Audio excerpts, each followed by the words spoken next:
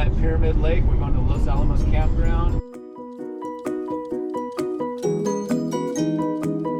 Alright, crossing the canal.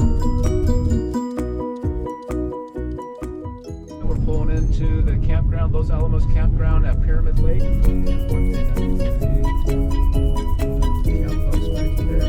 Loop 2. Camp 17. It's Camp 18. Looks like not a lot of shade here. Camp 19. Exposed. 20. Yes, 20 is close to the bathroom. There's 21. Now 21 has some shade. Might be a nice game trail through there too.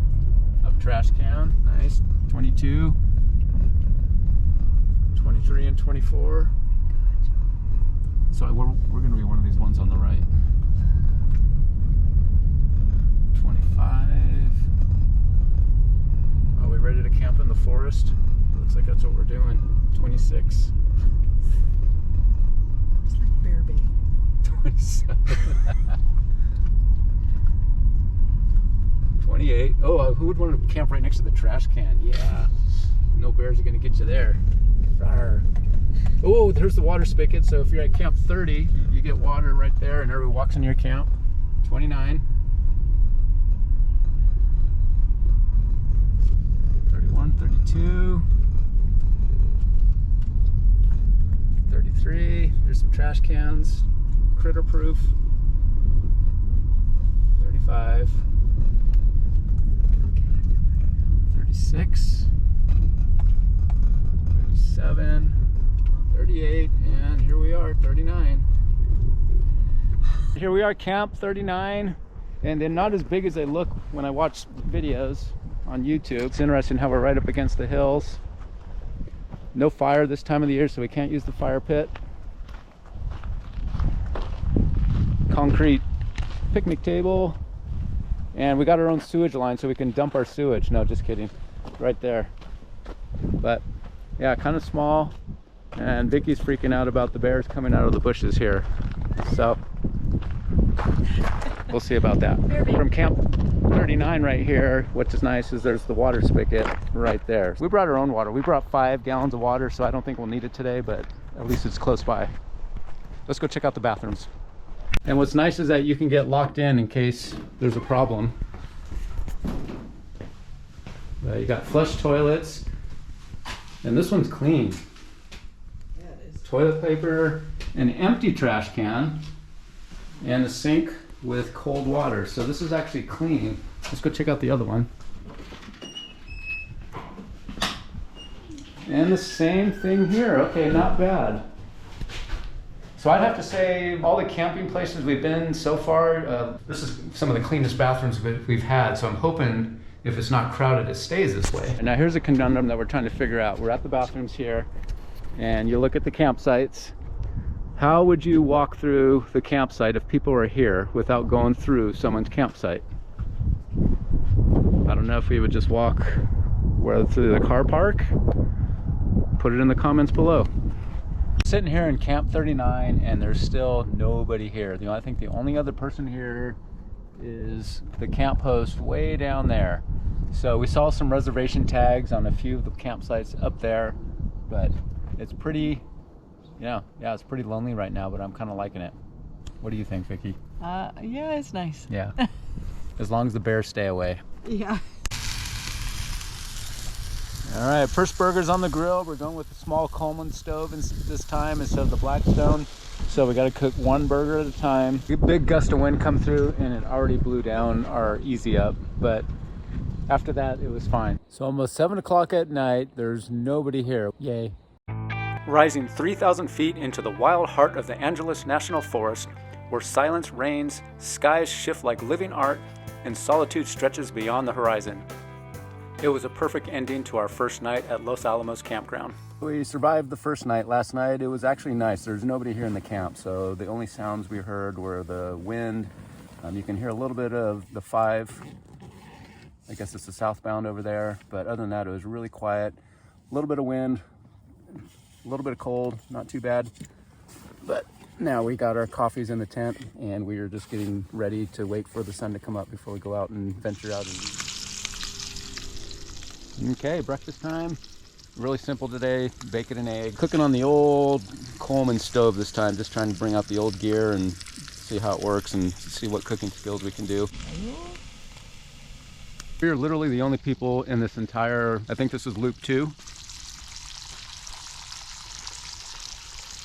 Pretty cool.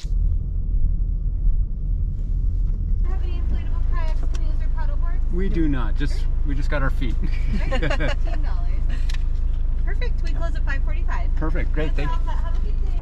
Explore miles of scenic shoreline and cast your line into the deep, clear waters of Pyramid Lake.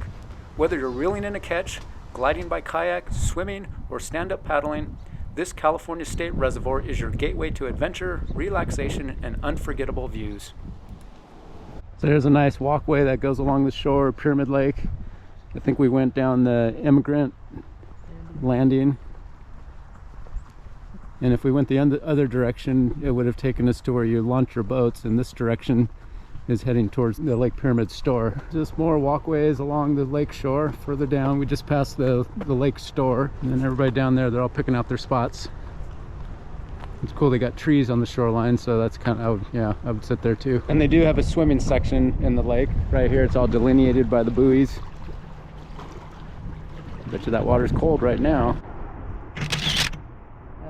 Cool. He wants to play. So now we're over at the visitor center. Perched above the shimmering waters of Pyramid Lake, the visitor center offers more than breathtaking views. It tells the story of California's lifeblood. Here you'll discover how the vast state water project carries precious water hundreds of miles through aqueducts, tunnels, and reservoirs, sustaining cities, farms, and communities across the state. From the observation deck, sweeping vistas remind us how nature and human ingenuity unite to keep California flowing. This has been a really pleasant experience so far. We are still the only people in the entire campground. You can kind of see part of the loop 2. Now there's 2 other loops. There's a loop 3 and a loop 1, and I did see people going there, but as far as loop 2, nobody else here. A couple things to note about this campground. It's really nice, it's quiet. We can hear the I-5 freeway noise. I heard it while I was sleeping last night. I can hear it right now. So it's not completely quiet like nature, but it's still nice. The bathrooms are the cleanest bathrooms that I've ever seen camping so far, at least this year. So these are really nice. Trash cans were empty when we got here. That was fantastic. There's not a lot to do here as far as hiking or things to see or things you can walk to from here. So here we are. We're just kind of waiting around to cook lunch and then wait around to cook dinner now. There's not a lot to do. So we were just informed by the camp host that there is no open flame, so no propane, no gas, anything. The only kind of cooking they would allow is if you have electric appliances. So we have to go get a pizza to bring it back so we have something to eat tonight before we start drinking. It's a little frustrating that there wasn't really any true information to find out about cooking and all that, and so we had our suspicions, but luckily the camp host told us in plenty of time, so we ended up going to Caveman Cavey's Pizza in Frazier Park. It was about 18 miles from the campground, but I'm just getting the Lagunitas IPA. And what did you get? The 805. She got the 805. All right, so while we're waiting, we're satisfied. Oh, a couple thoughts on Los Alamos. The whole cooking thing, that's like almost a deal breaker. I don't have an electric stove, and so that's kind of a bummer. I'm not sure if it's this time of the year too, but there wasn't a whole lot of birds or wildlife. I think we saw a couple scrub jays and crows, and when we were down at the lake, the most exciting thing was I think we saw osprey and a red-tailed hawk and a blue herring. But then on the flip side, there's nobody here, so it's kind of cool. We actually got our first neighbor. If you look way down there, there's a lone tent. No cooking tonight, we're just gonna have pizza. We do have another neighbor way down there. So now there's 2 other campers in this campsite besides us. One last light to dark time lapse on Saturday night here at Los Alamos Campground at Lake Pyramid. Just waiting for just to get darker so we can get more star pictures. And I've got the camera already set up on the tripod, and it's just not quite dark enough. So I got a few last photographs of the stars. Hopefully they turned out. Got photographs of the partial moon. There's no light pollution here, so they get a chance to do that. And now it's time to go inside the tent and hit the sack and get some sleep.